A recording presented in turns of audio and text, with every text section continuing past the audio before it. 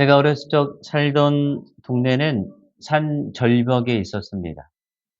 그래서 어디 집을 가든 집 안에 볕이 잘 들어오지 않았습니다. 제가 늘 묵던 작은 방 안쪽 방은 낮에도 불을 켜지 않았으면 늘 깜깜했던 곳이었습니다. 가끔 그 작은 방에서 놀던 일들이 꿈속에 나타나곤 합니다. 어젯밤에도 그 중화산동 산밑 집에서 놀던 꿈들을 또 꾸곤 했습니다. 그 시절을 생각하면 참 답답하던 시절이었습니다. 부모님과 함께 살지 못하고 늘 이 사람 저 사람 눈치만 보면서 살았던 것이 늘 기억에 남습니다. 그렇게 어린 시절을 보내고 청년이 되어도 늘 제 인생은 불안했습니다. 그런 인생에게 하나님께서 저를 찾아와 주셔서 만나 주셨습니다. 만약 그때 하나님이 저를 만나 주시지 않았더라면 지금 내가 어떤 인생을 살고 있었을까? 제가 제 자신을 너무 잘 알기 때문에 정말 상상조차 하기 싫을 정도로 끔찍합니다. 지금 이 순간에도 인생의 캄캄한 태풍 속을 걷고 있는 분들이 계십니다. 장담하건대 우리 하나님은 오늘 우리들에게도 빛이 되어 주시고 단 한 줄기 소망이 되어 주실 것입니다. 오늘 우리가 읽은 본문은 사도 바울이 차디찬 로마 감옥에 갇혀 한 치 앞도 알 수 없는 고난 속에서 에베소 교회 성도들을 향해서 눈물로 써내간 기도문입니다. 바울은 인생의 어떤 최악의 순간 속에서도 결코 흔들리지 않는 단단한 신앙의 비결을 가지고 있었던 사람입니다. 오늘 본문을 통해서 특별히 바울의 기도를 통해서 불안한 세상을 살아가는 우리에게 오늘도 우리에게 주시는 하나님의 세 가지 음성에 귀 기울이시는 저와 여러분들이 되기를 바랍니다. 그리고 우리의 신앙을 정직하게 점검하는 은혜의 시간이 되기를 소망합니다. 먼저 첫 번째로 우리에게 주시는 교훈은 겉사람이 아닌 속사람이 강건해야 된다는 것입니다. 오늘 16절에 이렇게 말합니다. 우리 함께 봉독합니다. 그의 영광의 풍성함을 따라 그의 성령으로 말미암아 너희 속사람을 능력으로 강건하게 하시오며. 여러분, 우리는 교회 안에서 종종 이런 말을 참 쉽게 합니다. 저 집사님은 참 믿음이 좋아요. 예배도 안 빠지고 봉사도 열심히 합니다. 그런 모습을 보면 자연스럽게 그런 마음이 듭니다. 물론 맞는 거죠. 눈에 보이는 이런 외적인 모습들 정말 귀하고 무시할 수 없는 것입니다. 하지만 여러분, 우리가 냉정하게 질문해 봐야 됩니다. 정말 그 눈에 보이는 모습이 진짜 그 사람의 믿음의 크기인 것인가? 사실 우리 한국 사회가 얼마나 눈에 보이는 포장지를 중요하게 여깁니까? 외모나 학벌이나 배경이나 아파트 평수나 자동차 브랜드로 사람의 등급을 매기는 문화가 우리 몸에 너무 깊이 배겨 있습니다. 그런데 안타깝게도 이 문화가 고스란히 교회 안으로 흘러 들어왔습니다. 세상이 연봉으로 사람을 평가하듯이 세상이 우리를 평가하는 그 기준으로 우리로 모르는 사이에 사람들의 직분이나 봉사의 양 같은 종교직 스펙을 보면서 은연중에 믿음의 우열을 나누기도 합니다. 오늘 사도 바울은 그 껍데기 신앙을 그렇게 가지고 있는 사람을 향해서 경고하고 있는 것입니다. 이 에베소서가 쓰인 1세기 헬라 문화권 사람들은 인간을 두 가지 영역으로 복원했습니다. 하나는 겉사람이고 하나는 속사람입니다. 겉사람은 언젠가는 썩어 없어질 우리 몸을 뜻하기도 하지만 남들의 눈에 비치는 내 신분이나 외모나 평판 같은 세상적인 스펙을 뜻하기도 합니다. 또 하나는 속사람입니다. 화려한 껍데기 속에 감추어진 진짜 나이죠. 내 보이지 않는 영혼의 중심과 양심을 뜻하는 말이 속사람입니다. 바울이 지금 어디에서 편지를 쓰고 있습니까? 바로 차디찬 감옥입니다. 인생 최악의 태풍을 만난 상황입니다. 뭐 우리가 아는 것처럼 감옥에 갇혔다는 것이 몇 년 있다 풀려난다라는 것이 아니라 당시 로마 시대 감옥에 갇혔다는 것은 앞길을 알 수 없습니다. 즉 감옥에 갇힌다는 건 죽음밖에 없다는 것입니다. 그런데 신기하게도 바울은 전혀 흔들리지 않고 당당합니다. 비결이 뭔가? 그는 겉사람이 훌륭했던 사람입니까? 그렇지 않습니다. 그의 겉사람은 지금 무거운 쇠사슬에 묶여 있는 상황입니다. 한 치 앞도 장담할 수 없고 언제 죽을지도 모릅니다. 하지만 그의 영혼 깊은 곳 끝 속사람만큼은 성령의 힘으로 강건했던 사람입니다. 여러분, 우리의 믿음이 진짜인지 가짜인지는 날씨가 좋고 평안할 때는 절대 알 수가 없습니다. 삶이 잔잔할 때는 겉사람의 화려함이 마치 진짜 좋은 믿음인 것처럼 얼마든지 위장할 수 있기 때문에 그렇습니다. 내 믿음의 진짜 실력은 내 삶에 거센 태풍이 불어닥칠 때 비로소 드러납니다. 공들여 쌓아올린 사업이 무너져 내릴 때, 굳게 믿었던 사람들과의 관계가 깨어질 때, 갑작스러운 안타까운 질병의 소식을 들을 때 우리는 비로소 내 진짜 바닥을 직면하게 됩니다. 아, 내가 그토록 정성껏 들여 갖고 온 것이 속사람의 실력이 진짜 실력이었나? 아니면 남들에게 신앙 좋아 보이려고 그럴듯하게 치장해 놓은 겉사람의 종교적인 스펙이었나라는 게 드러나곤 합니다. 평소에 겉사람만 가꾸고 속사람은 텅 비어있던 사람은 인생의 작은 바람에도 그동안 쌓아올린 신앙의 탑이 무너져 버리고 맙니다. 여러분, 이제 우리 남들에게 보이기 위한 외적인 치장이나 종교적인 스펙 쌓는 것은 이제 내려놔도 됩니다. 인생의 모진 태풍이 불어올 때 나를 끝까지 버티게 해주는 힘은 내 직분도 아니고 봉사의 양도 아니고 헌금의 양도 아닙니다. 오직 내 영혼의 중심을 채우시는 성령의 능력, 곧 속사람의 강건한 뿌리입니다. 어떤 광풍 앞에서도 끄떡없는 단단한 속사람을 키워나가는 저와 여러분이 되기를 주님의 이름으로 간절히 축원드립니다. 두 번째로 주시는 교훈은 세상의 카메라가 아닌 하나님의 시선을 의식하는 진짜 신앙을 회복해야 된다는 것입니다. 여러분, 오늘 우리가 보고 있는 손에서 떼어내지 못하는 유튜브나 인스타그램 같은 SNS를 보면 수많은 사람들이 자기 일상을 인터넷에 올립니다. 밥 먹는 모습, 여행하는 모습, 심지어 집에서 쉬는 모습까지 다 보여줍니다. 그런데 그 영상들을 유심히 들여다보면 한 가지 공통점이 있죠. 카메라를 의식할 수밖에 없습니다. 어디를 가든 카메라를 손에 들고 있거나 목에 걸고 다니니까 의식하지 않을 수가 없습니다. 늘 카메라가 나를 따라다니는 것입니다. 카메라가 켜져 있으면 행동이 조심스러워집니다. 남들에게 잘못 보이면 안 되니까 욕도 안 하고 거친 행동도 할 수가 없죠. 늘 인자한 얼굴, 편한 모습일 뿐입니다. 그래서 때로는 영상 속 모습이 너무 연출된 것 같아서 사람들이 가식적이다라고 손가락질합니다. 반대로 정말 카메라가 없는 것처럼 털털하게 행동하는 사람들을 보면 진정성이 있다라고 사람들이 찬사를 보내기도 합니다. 그들에게는 카메라가 삶의 기준이자 카메라가 없는 일상은 상상할 수도 없는 세상입니다. 그런데 여러분, 이 SNS 크리에이터들의 모습을 보면서 우리의 신앙생활도 좀 겹쳐 보입니다.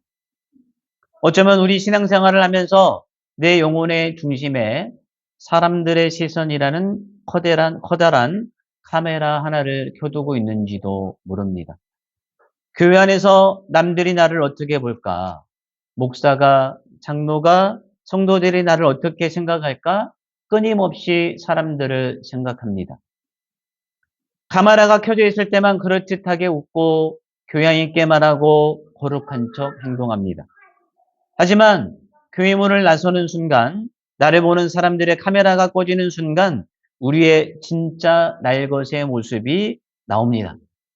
거친 말이 나오고 욕심이 나오고 그대로 다 나오게 되어 있습니다.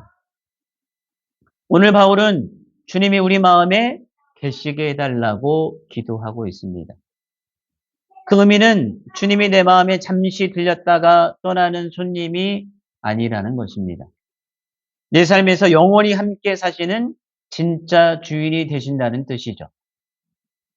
집주인이 집안에 늘 함께 사는데 숨길 수 있는 어떤 비밀이 있을 수가 있겠습니까?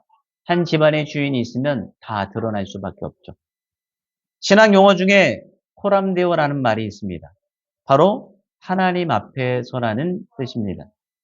내가 무엇을 하든 어디에 있든 아무도 사람이 없는 방 한 구석에 혼자 있든 늘 하나님의 불꽃 같은 시선 앞에서 살아간다는 의미입니다. 진짜 믿음은 세상의 카메라나 즉 사람들의 시선이 꺼졌을 때 시작이 됩니다.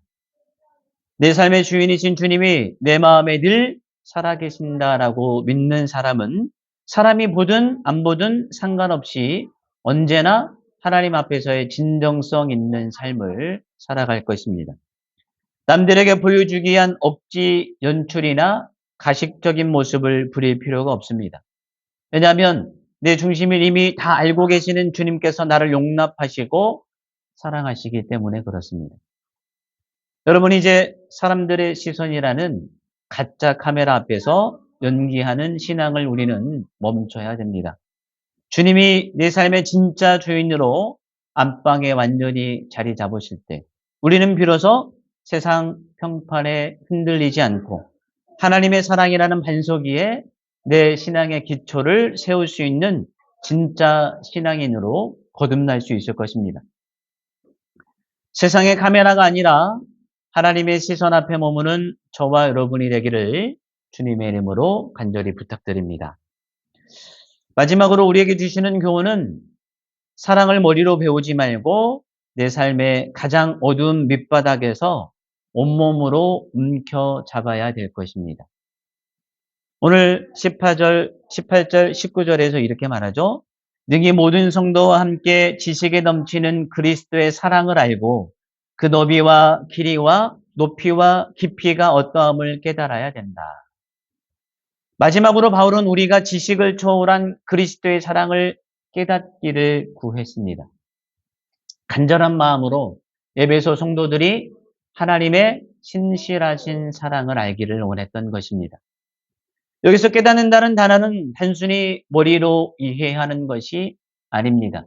온몸으로 알아지는 것입니다. 우리는 평소에 하나님의 사랑을 어떻게 고백합니까? 일이 잘 풀리고 건강하고 삶이 평안할 때 하나님 사랑합니다. 하나님 감사합니다라고 고백하지 않습니까?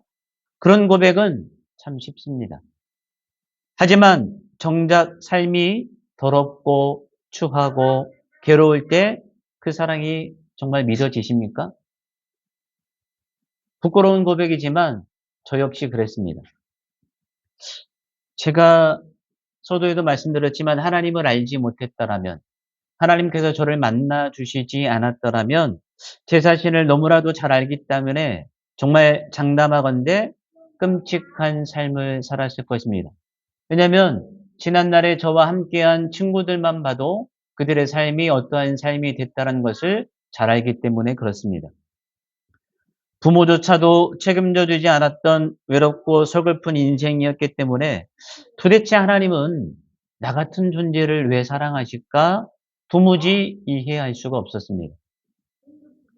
사람들은 누군가를 사랑하면 늘 확인하려고 듭니다.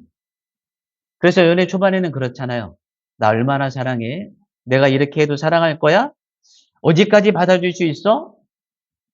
저 역시 하나님께 끊임없이 때를 쓰며 시험했던 것 같습니다. 하나님이 나를 얼마만큼 용납하시고 사랑하시나.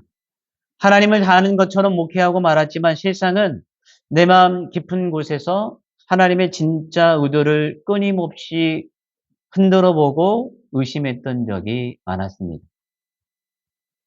그런데 제 인생에 하나님의 그 말도 안 되고 이해되지 않았던 그 하나님의 사랑이 제 마음속에 훅 들어왔던 때가 있었습니다. 제가 아내와 결혼한 지 한 20년 됐습니다. 어느 날 생각해 보니까 제 모든 허물과 부족함, 제 인생의 가장 부끄러운 밑바닥까지 속속들이 아내를 가만히 바라보는데 갑자기 마음이 쿵 내려앉는 겁니다. 제 아내는 지난 20년 동안 제 밑바닥을 다 보고도 저를 믿어줬고 묵묵히 기다려줬고 여기까지 함께 걸어와 줬죠. 제 자신을 제가 너무 잘 알기 때문에 늘 부족한 저에게 아내의 존재 자체가 어떻게 보면 기적 같고 눈물겨운 감사였습니다. 그 저를 바라보는 아내의 사랑을 생각하는데 갑자기 하나님의 사랑이 깨달아졌어요. 아, 하나님이 나를 이렇게까지 사랑하셨구나. 내 모든 속속들이 추함과 더러움, 내 밑바닥을 다 보고 계시면서도 끝까지 나를 지켜봐 주시고 기다려 주시고 조금만 더 힘을 내라고 손을 내밀어 주신 분이 하나님이셨구나라는 사실을 가슴 깊이 알게 됐습니다. 여러분, 하나님의 사랑은 우리가 교리책에 적힌 몇 줄의 글자로 끝나는 게 아니죠. 머리로 공부해서 아는 표면적인 지식이 아닙니다. 바울은 그 사랑의 너비와 길이와 높이와 깊이를 온몸으로 움켜잡으라고 지금 간절히 기도하고 있습니다. 내 삶이 가장 어둡고 더러운 죄의 구렁텅이에 처해 있을 때 그 깊은 심연까지 내려와서 나를 건져주시는 그 사랑의 깊이를 알아야 된다는 것입니다. 세상의 품에서 버림받았을 때조차 나를 품어주시는 그 넓디 넓은 사랑의 너비를 알아야 된다는 것입니다. 우리가 날마다 넘어지고 하나님을 의심해도 결코 지치지 않고 영원까지 끝까지 이어지는 그 하나님의 사랑의 깊이를 경험해야 되는 것입니다. 그 사랑은 우리가 기쁘고 감사할 때만 작동하는 사랑이 아닙니다. 내가 가장 비참하고 가장 냄새나고 비겁하고 내 스스로도 나를 용서할 수 없을 만큼 추할 때도 여전히 내 곁에 계시면서 나를 사랑한다, 내가 너를 안다 라고 말씀하시는 그 하나님의 집요한 사랑 때문에 우리가 살아갈 수 있는 것입니다. 이제 사랑을 머리로만 속삭이는 관념적인 그런 신앙에서 우리는 벗어나야 됩니다. 나의 가장 아픈 고난의 현장에서 내 삶의 가장 부끄러운 밑바닥에서 나를 끝까지 기다려주시는 그 주님의 사랑을 온몸으로 꼭 붙들 수 있는 저와 여러분이 되기를 주님의 이름으로 부탁드립니다.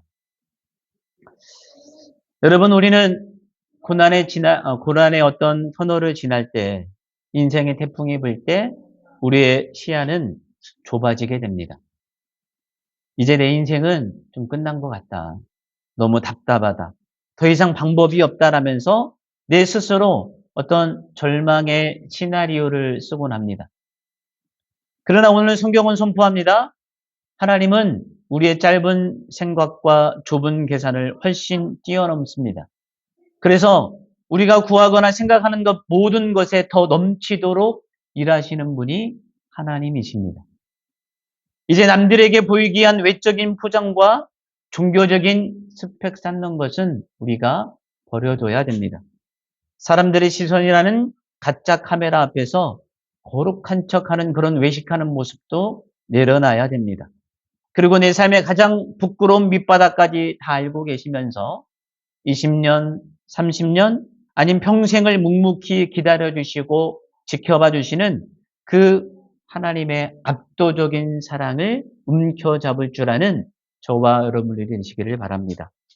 우리가 겉사람의 치장을 내려놓고 성령으로 속사람을 강건하게 할 때, 주님을 내 삶의 진짜 주인으로 모셔드릴 때 하나님께서는 우리가 상상했던 것 그 이상의 풍성함으로 우리의 삶을 반드시 채워주실 것입니다. 그 하나님의 놀라우신 사랑, 포기하지 않는 그 하나님의 위대하신 사랑을 신뢰함으로 어떤 태풍 가운데에서도 넉넉히 이겨내시는 저와 여러분들이 되기를 주님의 이름으로 축원드립니다. 아멘.